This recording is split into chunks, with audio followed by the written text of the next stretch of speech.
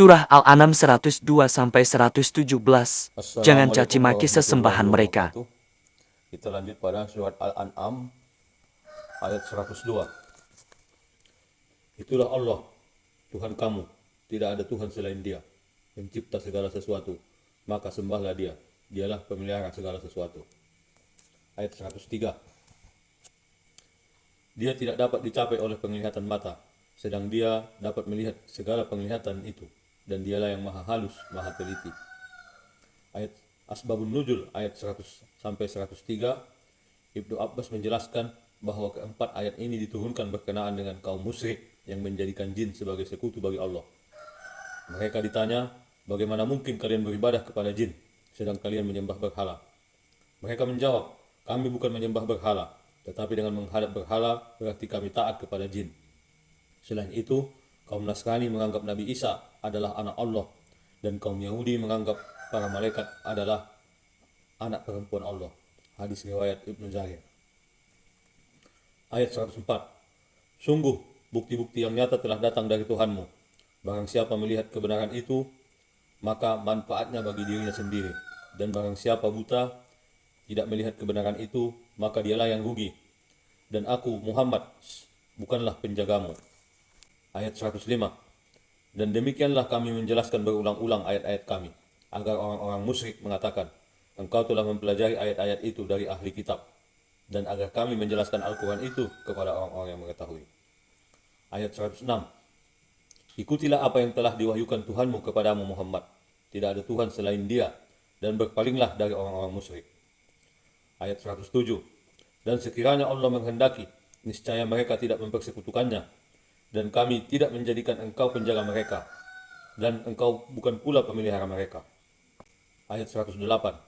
Dan janganlah kamu memaki sesembahan yang mereka sembah selain Allah, karena mereka nanti akan memaki Allah dengan melampaui batas tanpa dasar pengetahuan. Demikianlah kami jadikan setiap umat menganggap baik pekerjaan mereka, kemudian kepada Tuhan tempat kembali mereka. Lalu Dia akan memberitahukan kepada mereka apa yang telah mereka kerjakan. Asbabun Nuzul ayat 108. Ibnu Abbas mengatakan bahwa mencaci maki berhala yang menjadi sesembahan kaum kafir telah menjadi kebiasaan kaum muslim. Karena itu, orang-orang kafir datang kepada Rasulullah dan berkata, hai Muhammad, hentikan caci maki kalian terhadap Tuhan kami, atau kami berbalik mencaci maki Tuhanmu. Maka turunlah ayat ini yang melarang Rasul dan kaum muslim mencaci maki berhala-berhala yang menjadi sesembahan kaum kafir. Hadis riwayat Abdul Razak. Ayat 109. Dan mereka bersumpah dengan nama Allah dengan segala kesungguhan bahwa jika datang suatu mukjizat kepada mereka, pastilah mereka akan beriman kepadanya. Katakanlah, mukjizat-mukjizat itu hanya ada pada sisi Allah. Dan tahukah kamu bahwa apabila mukjizat ayat-ayat datang, mereka tidak juga akan beriman. Ayat 110. Dan begitu pula kami memalingkan hati dan penglihatan mereka, seperti pertama kali mereka tidak beriman kepada Al-Quran, dan kami biarkan mereka bingung dalam kesesatan. Ayat 111.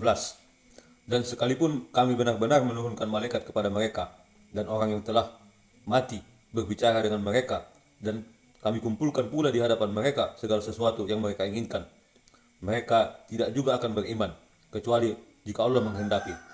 Tapi kebanyakan mereka tidak mengetahui arti kebenaran. Asbabun Nuzul ayat 109 sampai 111. Muhammad bin Ka'ab al-Qurazi mengatakan bahwa suatu hari orang-orang Quraisy menghadap Rasulullah dan berkata, hai Muhammad, kau menceritakan kepada kami bahwa Musa mempunyai tongkat yang digunakan untuk membelah batu. Kau juga menceritakan bahwa Isa menghidupkan orang mati. Dan kaum Samud mempunyai seekor unta yang lalu mereka sembelih. Sekarang coba tunjukkan kepada kami sedikit dari mukjizat kenabianmu, sehingga kami akan beriman kepadamu. Rasul bertanya, apa yang kalian inginkan? Mereka berkata, jadikan bukit Sofa ini emas untuk kami. Beliau bertanya lagi, jika aku melakukannya, apakah kalian akan membenarkanku? Mereka berkata, ya, demi Allah. Lalu Rasul berdiri dan berdoa. Jibril datang dan berkata kepadanya, jika kau menginginkannya, bukit ini akan berubah menjadi emas. Namun jika kau mau, tinggalkanlah mereka. Sehingga beberapa orang di antara mereka mau bertaubat kepada Allah. Maka turunlah ketiga ayat ini. Hadis riwayat Ibnu Jarir.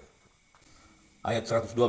Dan demikianlah untuk setiap nabi kami menjadikan musuh yang terdiri dari setan-setan manusia dan jin. Sebagian mereka membisikkan kepada sebagian yang lain perkataan yang indah sebagai tipuan. Dan kalau Tuhanmu menghendaki, niscaya mereka tidak akan melakukannya. Maka biarkanlah mereka bersama apa kebohongan yang mereka ada-adakan. 113. Dan agar hati kecil orang-orang yang tidak beriman kepada akhirat tertarik kepada bisikan itu dan menyenanginya.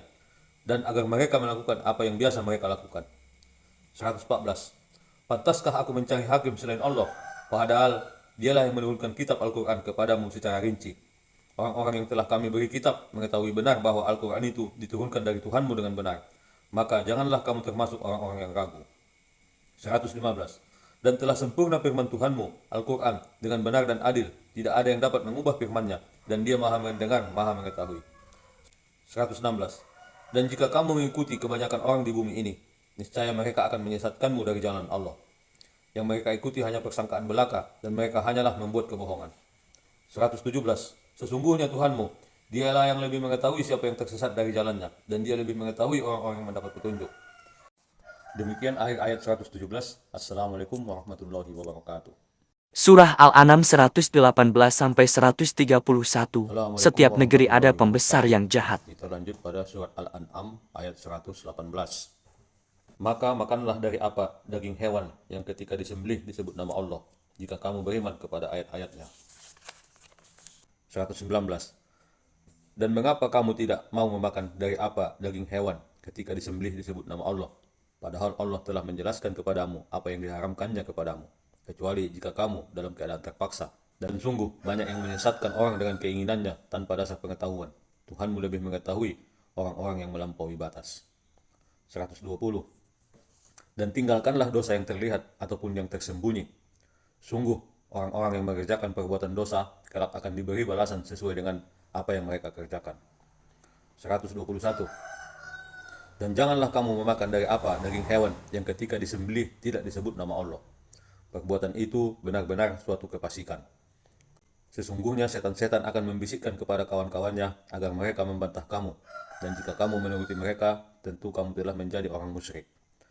Asbabun Nuzul ayat 118 sampai 121, menurut Ibnu Abbas, keempat ayat ini diturunkan berkenaan dengan beberapa orang yang datang kepada Rasulullah dan bertanya, "Wahai Rasulullah, mengapa kami dibolehkan memakan hewan yang disembelih, tetapi dilarang memakan hewan yang telah dibunuh Allah, ataupun telah disembelih atau bangkai?"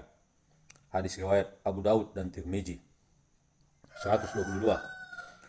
Dan apakah orang yang sudah mati lalu kami hidupkan dan kami beri dia cahaya yang membuatnya dapat berjalan di tengah-tengah orang banyak, sama dengan orang yang berada dalam kegelapan, sehingga dia tidak dapat keluar dari sana.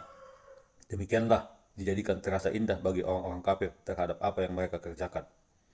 123.